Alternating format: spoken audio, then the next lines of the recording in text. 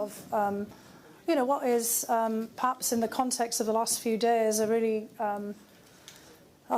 challenging, let's say, panel in terms of the topic. I just, before we start, want to let everyone know that our three panelists will actually speak in Russian. So if you need your headsets, I mean, that is obviously appropriate. All three can actually speak in English, but we thought that it would be a good idea to actually have the session for them in Russian so they can explain themselves. So let's just check before we go that everyone has translation device. And actually, if anybody needs mine, they can have it. Yep, there we are. And there's another one. There's another one here. Does anybody need one? Okay, there you go.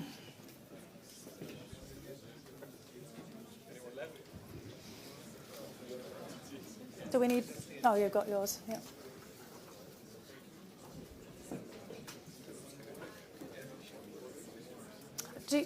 I don't think Jana needs her translation device. If somebody wants, do you need one? You're okay?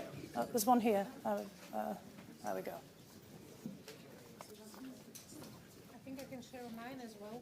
I think I might have given yours away already. Is everybody okay? No. Okay. All right. Okay. Yeah. Well, we don't have any more. Okay. Well, we'll see. I'll go ahead and anyway, afterwards maybe I can tell you what happened. Hopefully that's not the case. Hopefully we won't have to do that. Well, obviously, I think our three panelists actually don't really need any introduction. We have 45 minutes, so in the interest of time, there's some more coming here. I won't do any long introductions. But, we're meeting here against the backdrop, obviously, of the terrible news of the death of Alexei Navalny. And so that obviously shifts, I think, not just the tone, but, perhaps some of the starting point of our conversation. Many of the questions that we had on the agenda initially were obvious ones that many of you have been asking yourselves about, what are the implications of the upcoming election in Russia for the future a month from now, with Putin obviously looking set to be re-anointing himself as the president in Russia and perhaps setting himself on track to be president in Russia out till 2036 if he has another 2 terms. What are the prospects of change in Russia from all of the developments as a result of the war in Ukraine? Not all is well in Russia, despite many of the themes that have come out here in the Munich Security Conference. And then there was obviously a major question, particularly given our 3 participants, about what role can members of the Russian opposition, and particularly those in exile, actually play at this particular juncture in thinking about shaping the future of Russia. Now, all of those questions are still very pertinent. But what I'd like to do is start with Zhana Nemtsova, whose father, Boris Nemtsov, was assassinated 9 years ago in February. So the anniversary of his death is in 2 weeks on the 28th of February.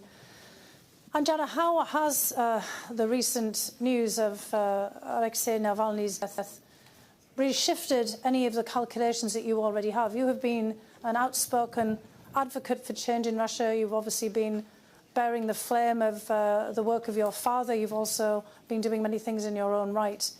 And it's obviously, with you, brought back some pretty horrific memories. I mean, how has this really shifted the way that you're thinking about the situation? Добрый день, спасибо большое. Good afternoon, and thank you so much for inviting me here today.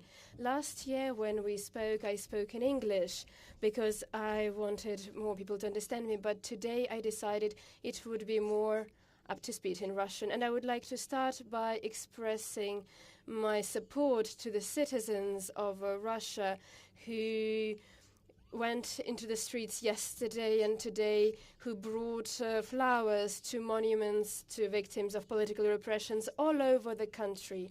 Because right now, even this simple action is a very dangerous one, and we see that at least 300 people have been detained so far. So the simple action of going out and bringing flowers to those monuments is an act of great courage. Yesterday I learned that Alexei Navalny was murdered in prison. And I agree with Yulia Navalny that it was murder indeed, and we need to fight with the regime that did that. I would like to say that Alexei Navalny was one of the greatest, if not the greatest, opposition politicians in Russia in the 21st century, and one of the greatest political figures of our time. He was a man who formulated the political agenda of standing up to Putin, even from behind bars, and continued to be the man who proposed new options and new ways for fighting the regime. And this was always on the agenda. A man like that, another man like that, doesn't exist on the political arena, and I don't see anybody who could take his place. And I think that the murder of Alexei Navalny is an act of terror, to terrorize not just those who are inside the country, but also, in my opinion, to show that the risks are greater for those outside of Russia. Yesterday, I know that Ekaterina Shulman spoke about the timing of this, and perhaps that the decision to murder him was taken in relation to the great popularity of Boris Nadezhdin. Nobody expected him to gain these results. Himself, he didn't expect these results. It was a transformation, I believe. But I think that the great numbers of support that we saw, more than 10%, in double digits really, they surprised and scared the authorities in power. When they saw the lines of people queuing to sign for Boris Nadezhdin, they got scared. And we see that they took all the information over the people who queued for Nadezhdin, just as they're doing right now for those who are lying to lay flowers in the monuments for Alexei Navalny. They're taking down their names, their contact details, their passport details. And I see that now we are stepping into a new era, the era of fighting the regime without Alexei Navalny. You are probably asking yourselves who can take his place, who can become this new leader. But here there is very little visibility. And right now we have a very interesting panel here because we are all women. I never saw this in Russia. And I think this shows that we are entering unprecedented times, and it would be very difficult to make any predictions. Another example is the movement of wives of mobilized soldiers. And one of the leaders, Maria Andreeva, if memory serves me right, she used to say that she's outside of politics. This is a favorite phrase among the Russians. But I read her Telegram posts, and yesterday she called to people, she called on them to come out to the streets and lay flowers in memory of Alexei Navalny. And she took a very open stance on this. And this is surprising and shows that we really cannot make any predictions. And I would like to conclude by expressing my deepest condolences to the family of Alexei Navalny. Very poignant, and I mean, all of us feel the pain, not just that Navalny's family feel, but you do as well. And part of the point of repression is to make people feel pain so that they will think twice about the acts that they take. As you said, that this is an act of terror and intimidation. And I'd like to turn now to Irina Shcherbakova, whose organisation Memorial, of course, set out after the collapse of the Soviet Union, even before that, to actually document the history of repression in the previous system, on the understanding that we would never return to that again. And obviously Memorial was one of the first victims itself of repression and clampdown when the work that they did became too political for Vladimir Putin. And obviously what we've seen in, first of all, the exile of Alexei Navalny to increasingly beyond the Arctic Circle, to more and more distant camps, the treatment that he has experienced, and then his death in the penal system is very reminiscent of all the things that you yourself, Irina, have documented. So, as Jana says, we've now entered a new epoch in Russia without Alexei Navalny. Have we also gone back to a previous epoch that we might have actually been more familiar with in the Soviet period? Or do you see a difference in the nature of the current repression? Во-первых, спасибо за Firstly, thank you very much for this platform, for the ability to speak before you, and for setting up this women's panel, as was mentioned. What would I like to say? It is not a coincidence that, as Zhanna pointed, when people needed to go somewhere, when they needed to lay flowers at the venue in order to show what they think about this death, this murder, it was not a coincidence that in dozens of cities of Russia, they went to the memorials of, to the victims of political repressions. This is remarkable. On the 29th of October, on the eve of the International Day of Political Prisoners, we have this tradition.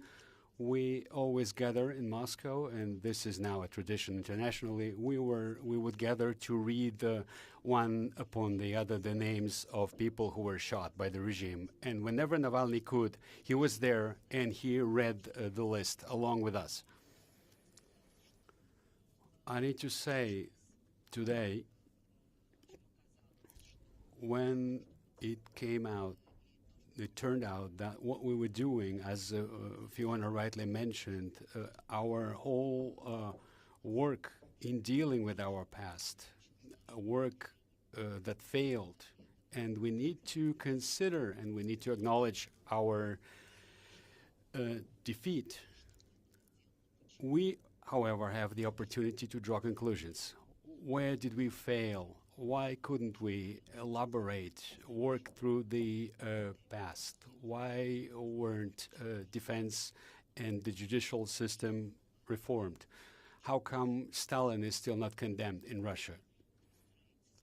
After Putin came to power, it was clear that they had the imperative of building this vertical of power, absolutely nationalist and factually imperial, which has led to war. And why we as Memorial understood this a lot earlier than the others, as soon as Putin came to power. And maybe even before that moment, we were observing these trends. They came to surface with the beginning of the Chechen campaigns, and they solidified during Putin's rule. Why? Because we sensed, we understood in which direction this wind was blowing, and our appeals to the West to show how dangerous it is. Yes, it is a hybrid regime, but please see, we tried to say, they are glorifying Stalin. We're dealing with aggressive nationalism. All this is extremely dangerous. Whatever followed, the role that quasi-history took upon in such a tremendous way. And yet again, we've been witnesses of an interview during which, during some 30 minutes, Putin took the time to cite ancient history, to show why he invaded Ukraine, which was an absurd assortment of distortions and outward lies. This all has become part of Putin's propaganda. Over 20 years, people were brainwashed day in, day out in order to assimilate this stance towards the past, which became positive by the day. Whatever blind spots or black spots that the fictitious history book had was erased. As to the violence system, as to the oppression and repression system that was created by Putin and under Putin, as every system, this system is continuing. It has an evolution. The state security organs or bodies were not reformed, and the very people who are working there have become key power individuals everywhere. Considering this, it is only obvious that they've brought their experience and their practical approaches into their work. Maybe two more things before I finish up. Many people are saying we're not living during Stalinism. There won't be any mass reprisals, and this is so. There is quite a different economy. The whole life is different. You cannot mobilize everybody. You cannot create a gulag over the territory of the whole country. But there is a system of oppression and the system of fear, which shouldn't be discounted. We need to factor it in. We cannot speak of mass reprisals, but the reprisals, the oppression, are intensifying. Navalny was given, he had to serve another 19 years. And this can very well be compared with the sentences in Stalin's times. During the 90s, during the reforms, many people tried to change, to modify the conditions of custody. This was part and parcel of democratic reform. They are tightening the screws, as we say. We witnessed a lot of what happened. We were writing down whatever witnesses had to share at the time in the 90s. When I read under which conditions Navalny was kept in custody, 300 days he spent in the tremendous barracks and the sheer cold. This is comparable to what was the practice during Stalinism. And one more thing I would like to add to what I've said. After Stalin's demise, we didn't have mass torture. It was not possible. They pressured the dissidents. They had many instruments. And now in relation to Navalny's death, we can speak about the death of Vasily Stus in the city of Perm. And it also was uncertain why, because of what kind of violence. He was a Ukrainian dissident and human rights activist, because of what exactly he died. But people are aware that they can be subject to torture during their arrest, in the penitentiary system, at the police department. This is almost open, and this also adds to the system of fear. And we can very well draw parallels with the past. That basically the links to the past, not just the echoes of the past, but the repetition and implementation of the Stalinist past. And of course, I mean, as you were saying this, I was thinking of one of the admonitions of Navalny in that famous video address when he's asked what happens if you die, and he said, well, you know, we mustn't be afraid. And that is exactly, I mean, the antidote, because he knew that that system of terror was designed to stop people from taking action. I want to turn to Ekaterina, because you've been in a very different position from both Irina and Jana in many different respects, but you're also someone who's tried very much to think about Russia's future in a different way, a very practical way, about the kind of reforms that can take place. And what Putin seems to be saying about the future, just a month away from the election, is that it's a bridge to the past.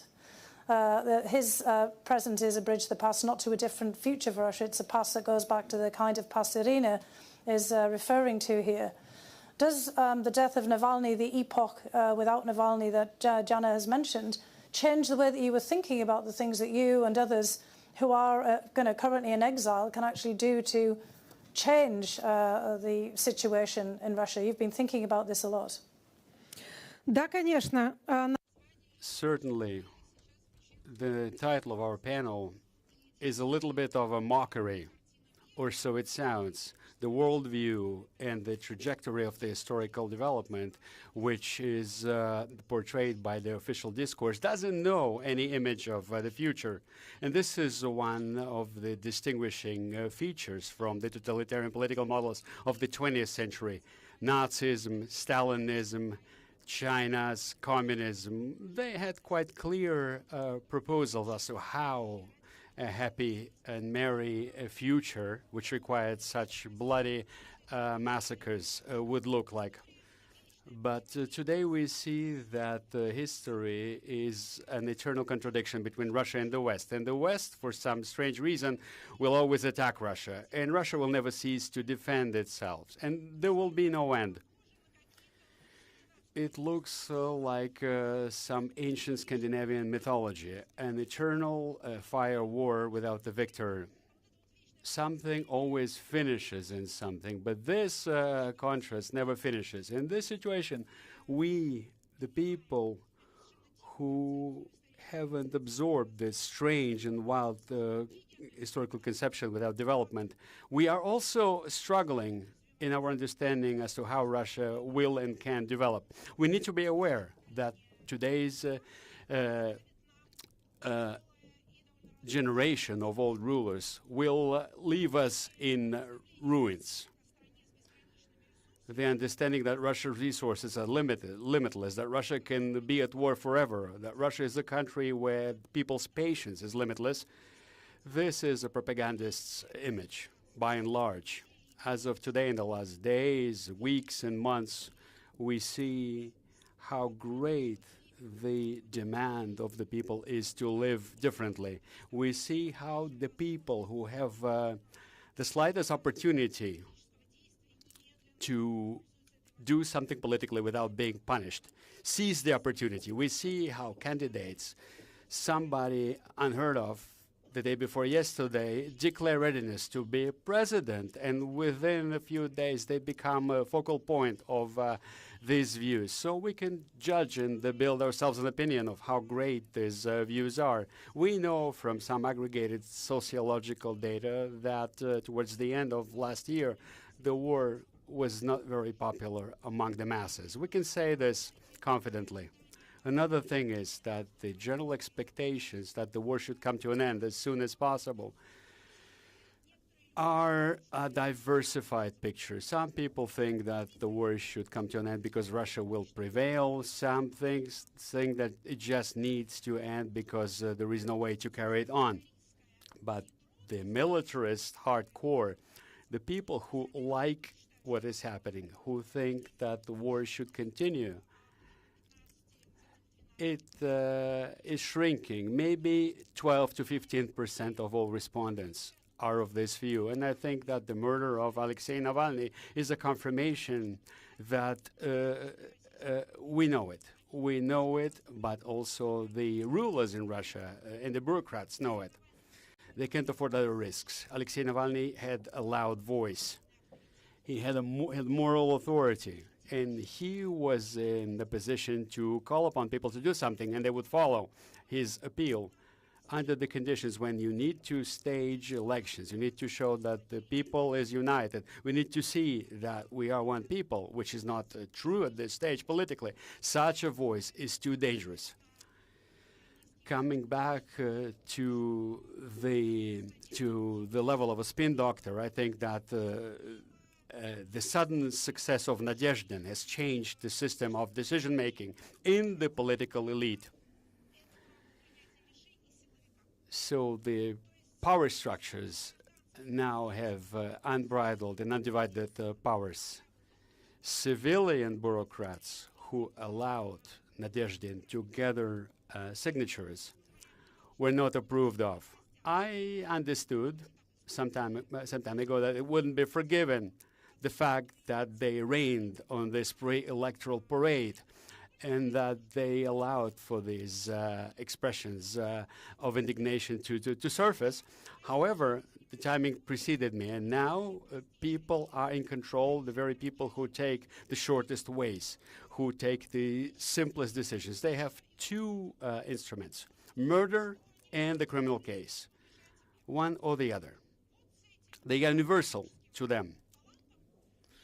So with this managerial talent, we will be dealing in the next months at least in Russia, which is important also for the more remote future, because if and when the same people will become the elite against the elections, when there will be nothing to counterbalance it, then we will see some new appointees in the financial, economical bloc, and we may see some modification of the economic policy inside Russia, which may become less rational. And this is going to be the point when we will see how a fragile balance, the subject of honor of our powers, will crumble. They said this is stability. However, the balance is quite risky. It is shaking. It's basing itself on the talents of the civilian bureaucracy. We shall wait and see what it will look like after the elections. Katerina, I think that's a very important point, and it opens up to the last question that I want to pose to the three of you before I bring in the audience, because I know there's a lot of questions here. So, I do want to bring you in as much as I can. Jana mentioned, at the very beginning, the unusual nature of this panel. I was also somewhat surprised myself, but here we are, just women, and we have three really astounding women here from Russia. You mentioned new voices, Maria Andreeva and other people emerging, and of course, Irina and Lyudmila Kseva and many other, people who have already been long female voices speaking out against atrocities. We think back to Irina talked about the war in Chechnya, the role of the soldiers' mothers, stepping forward. We've seen at many important inflection points women playing, a key role. We've had people like Anna Politkovskaya. We've had Galina Starovoitova, who was a close friend of mine from many years ago, who also spoke out on the security front. But we also, as Ekaterina is talking about, if there's going to be a threat to the professional bureaucracy in Russia after the war, many of these are key women, not just the head of the central bank. And if we start to think about the effects of the war, 315,000 Russian casualties are men, not just people killed, but people maimed and taken out the system. And all of the people who have left Russia, the million plus that went into exile, often to avoid the draft. That's also mostly men, although obviously women as well. That's going to have a demographic impact. And if we look back on the history of Russia, the history that Irina has talked about as well, when it was within the Soviet Union, many of the victims of repression were men who were threatening to the Stalinist regime. The millions of people killed during the war, World War I, World War II.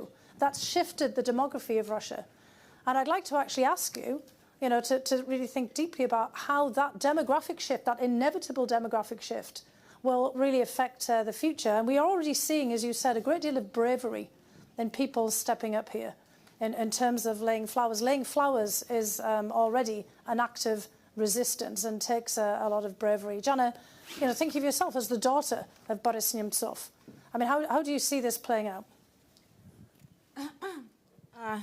Я не очень люблю, когда меня называют дочерью Бориса. I don't really enjoy it when people call me the daughter of Boris Nemtsov. I once wrote a book titled The Daughter of My Father, and now I'm always the daughter of my father, and regardless whether people want to say that I did something right or did something wrong. But to go back to your questions, I don't know why the organizers of the conference and why Ambassador Halter decided to invite all of us women here.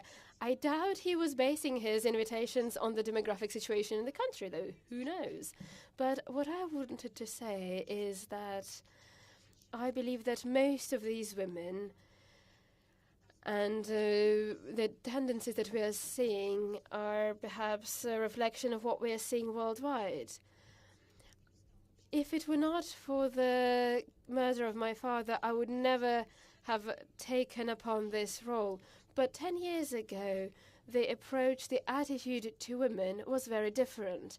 And when I started running his foundation, the attitudes, again, were very different.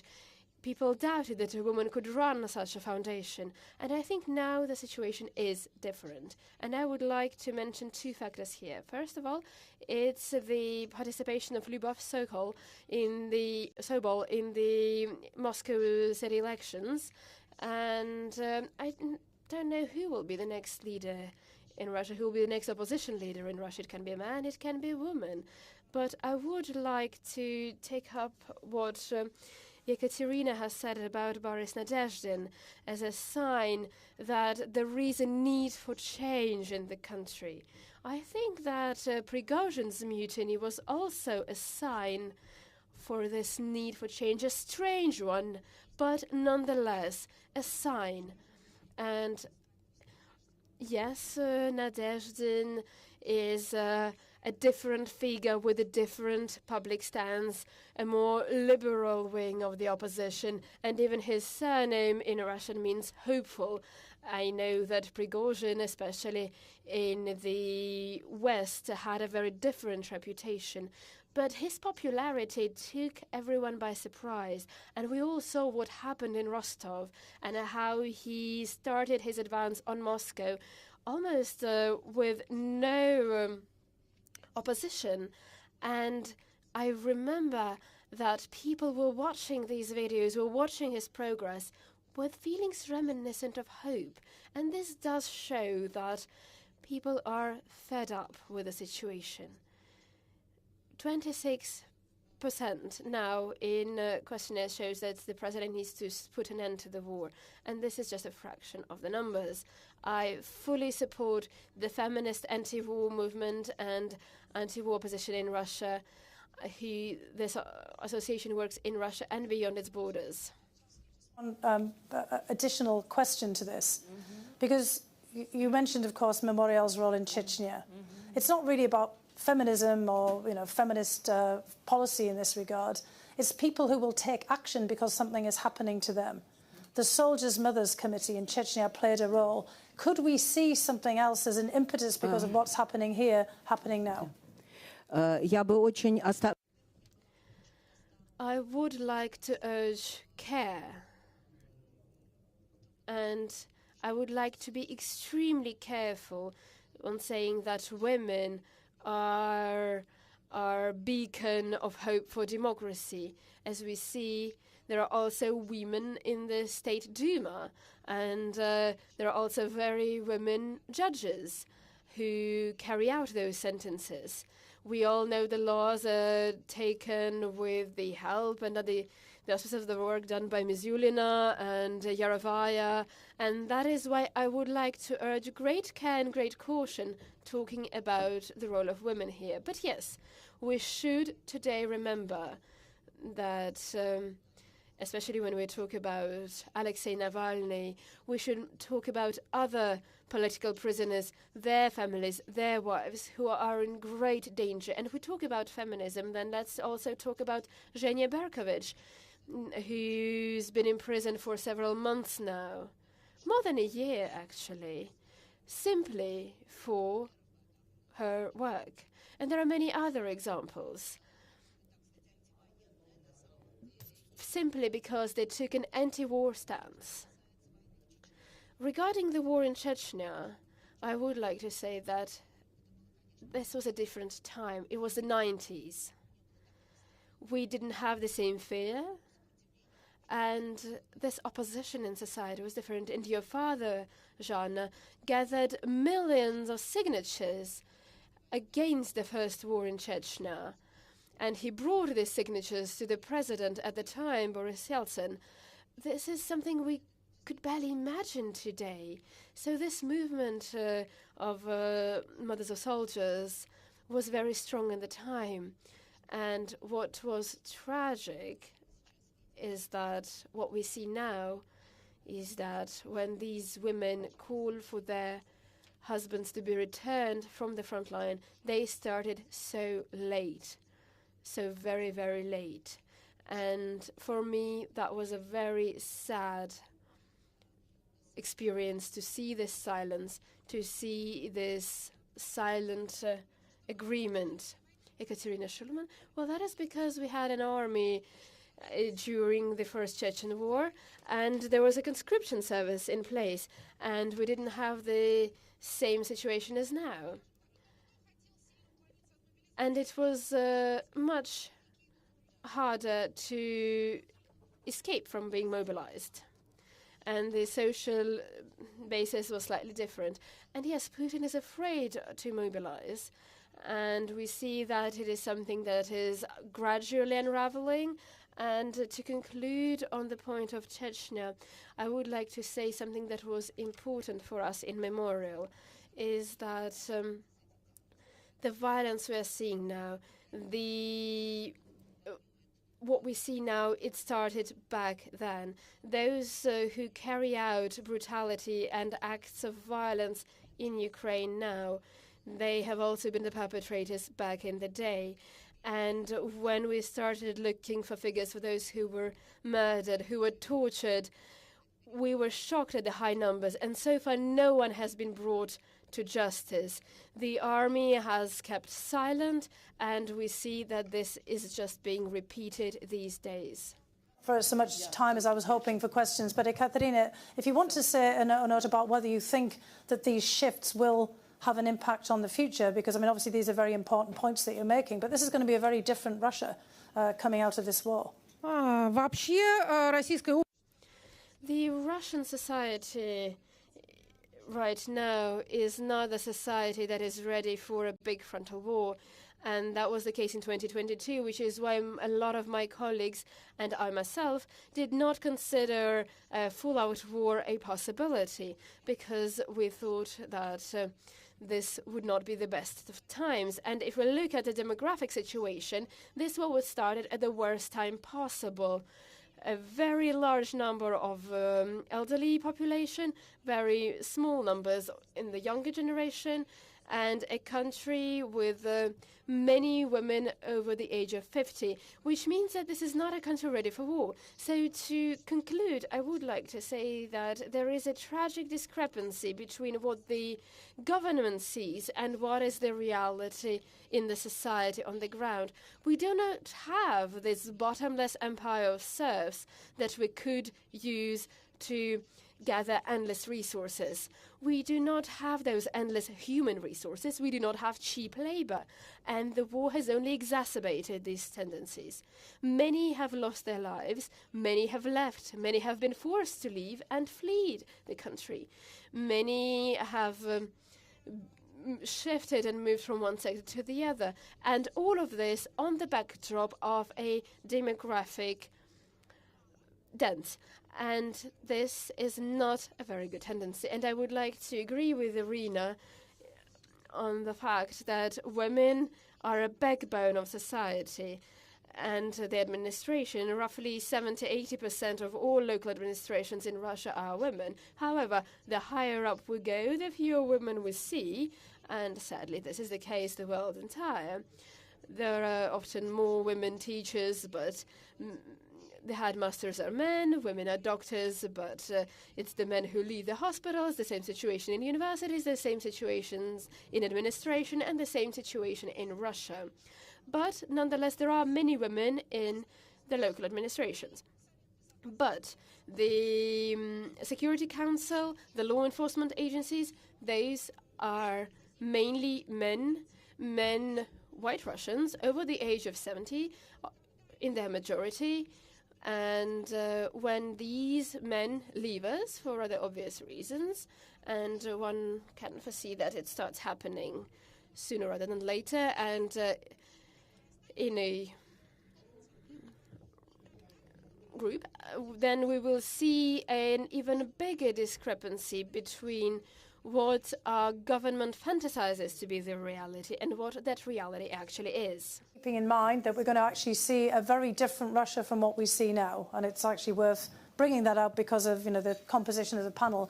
I don't think we're going to have a great deal of time for questions, so I'd like to take. I saw Charles Grant over here and the gentleman. Sorry, I can't see you very well over here as well. Maybe I'll take one more. Was there someone over this side? Actually, it's all gentlemen who have put up their hands. They were obviously. But let's just take these three that I pointed out, and let's see if we've got time for some quick answers. Charles is up here. Yeah. No, up here at the top. Sorry, I just was seeing who put up their hands first. And if we could just try to keep them brief, just so we could try to, obviously we've run past time because this is such a hot topic. The sanctions, many people think, are weakening the Russian economy. The Russian economy has huge structural weaknesses. To what extent will those economic problems undermine political support for Putin in the long run? All right. So sanctions and political support. I might ask Ekaterina for this one. The gentleman over here. I'll take these questions.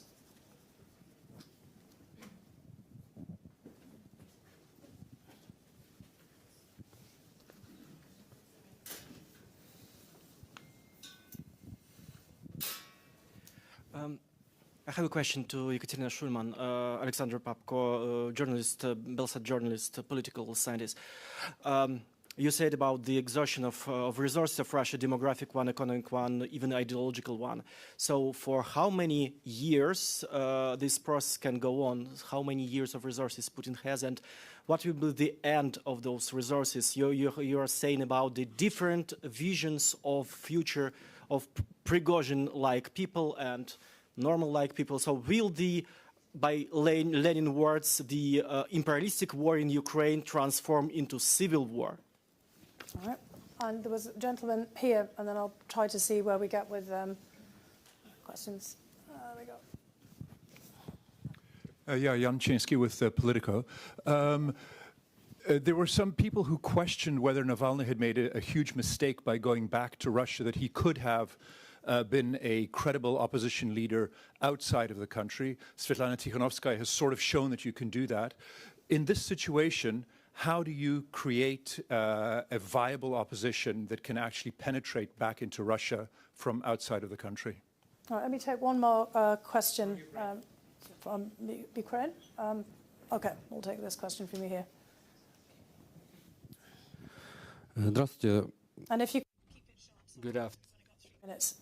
Окей, Yeah. я буду кратко, даже I will be very brief. I will speak Russian so as to include as many listeners and speak as possible. We are gathered here to speak about the future of Russia. For some 40 minutes, we haven't heard much, to put it mildly, about the future. We spoke about Putin's regime, of its genesis. We touched upon demographical issues, but we forgot that Putin is solving his demographical problem by kidnapping Ukrainian citizens, including children. We are not saying what Russian citizens, the West, those who left Russia, can do. What are their options? What are you suggesting they do, other than waiting, as you said? Because every second of waiting costs our citizens, including our children, our military, their lives.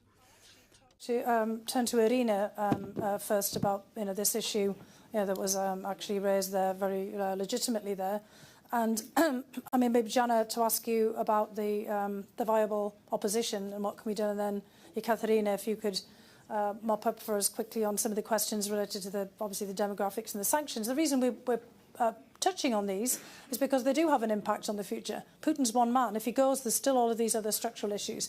But no, I know what you're asking here, and that's why I'm asking, Irina to do this. But most of our meetings are always just about what's Putin going to do, and him directly. But we know, yeah. So, Irina, yeah. Ну что же, это безусловно. Well, this is a tragical issue and a tragical question, the one you raised. And we need to be honest in our attempt to answer it. The future is unclear, to say the least. This is so, and if we put it simply and blandly, as tragic as this will sound, I am confident that Russia's future hinges first and foremost on whether Putin is going to win or lose this war. What do we need to do for this? Any effort. And I've been saying it for quite some time, and I've been saying and repeating it here in exile. I am confident any effort, any initiative, any kind of lobbying, and this can also be seen as a goal of people who left Russia, to convince those in the West that Navalny's story is a stark reminder. It is impossible to come to peace negotiations and agreements with Putin. They need to understand, they need to be aware of whom they are going to deal in the framework of any possible peace treaty and peace negotiations. As to the people in Russia, they may be made responsible to a certain extent. And I'm a historian. We have to deal with the issue of responsibility, of guilt. And those are issues that are tormenting many people in Russia and outside of Russia. What is the responsibility, and who is going to answer for what is happening and what has happened, and how this responsibility needs to be exercised. The laying of the flowers yesterday, and I understand this is a small gesture to our Ukrainian friends. This is very, very small and insignificant. However, laying of flowers, the non-participating silence, as I would put it, in this system, this alone can be something worthy of support from the point of view of those people who have remained in Russia and who are still living there. Which I think is very clear, and then we've understood я- very clearly. я готова Yeah, ответить what can на этот we do? Вот вы знаете, я все-таки так... We are speaking about Alexei Navalny because of the tragedy today, and even before the full-fledged invasion of Ukraine, Joe Biden said that if Navalny were to die in incarceration, it will have massive consequences. such consequences should enter in, and they could take the form of humanitarian and military help to Ukraine. It is a huge issue today. It's widely broadcast. Putin should not, may not be allowed to win in Ukraine. You are fighting for Europe's security. This is firstly. And secondly, of course, the sanctions. The sanctions should be in place, and they can take time. Putin has militarized the Russian economy. We cannot speak of sustainable growth. It comes at the price of huge inflation, but all the military factories are working. I don't want to steal more time. Maybe I'll turn the floor to Katerina. Well, let me try to answer the questions about the resources and the sanctions jointly. I'm not an economist. The criteria that I'm looking at are inflation in terms of food, is the labor situation, and the federal budget laws. If we look at the letter for the current year, we see that there are some anomalies. They are speaking about growth of income and also expenses. We are also seeing a decrease to some previous levels. Maybe not 2022, but the current year in relation to possible projections. So some massive efforts can be expected during this financial year, whereupon some more normal criteria need to be met. The speed at which the national fund, the national money, is being expanded can be sustained for another 2 years. And even after this money is over, Russia will not crumble the next day. However, we're seeing these trends. I am not concluding from this that there are enough resources for a year. However, the efforts of the system are draining the very system. And the labor, the human resources problems are acute. They are afraid of mobilization. They are trying to make up for losses by buying in people as far as in Nepal and other faraway countries, by raising the money they're offering to the mercenaries. The inflation of these payments is greater than the inflation in general. What does it say to us? I cannot take it upon myself to predict the timing. This wouldn't be serious. Another year, another 2, maybe another 3.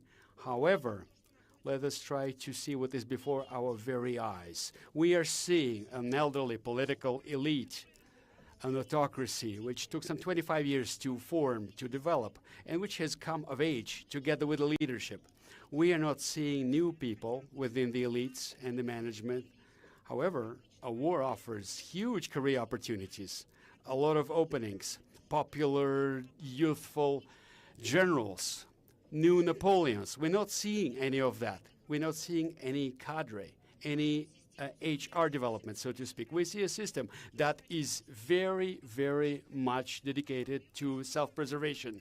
If it didn't go to war, it would be in a better shape. However, their decision-making can have distorted information as a source. The future that we haven't mentioned, and we were speaking about this future, is unknown to us. Whatever we see today is not a new system. It is not the October Revolution of 1917. We're not speaking about the seizure of power by the Bolshevik. This is becoming part of the past, and it's going to take into its grave many people in Russia and Ukraine, unfortunately, maybe even in other nations. However inspirational this may sound, this is a survival game. Whoever survives will prevail. Once again, it's not inspirational, it's not very heroical. However, I'm afraid, as a political scientist, this is what is going to happen. Whoever can prevail will be the right one. 45 minutes, we've already run over for 15. I hope we've not left everybody else waiting outside. But I think, there's a message from all of this, that, there is trouble ahead for Russia in the future.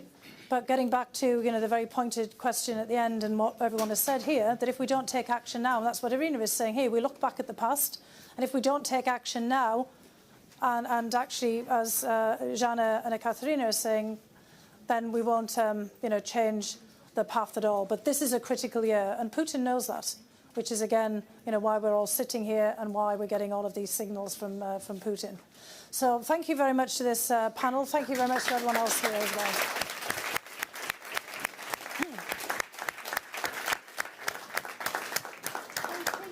Excellent moderation, Fiona, and bringing together all the numerous threads of this rather chaotic discussion.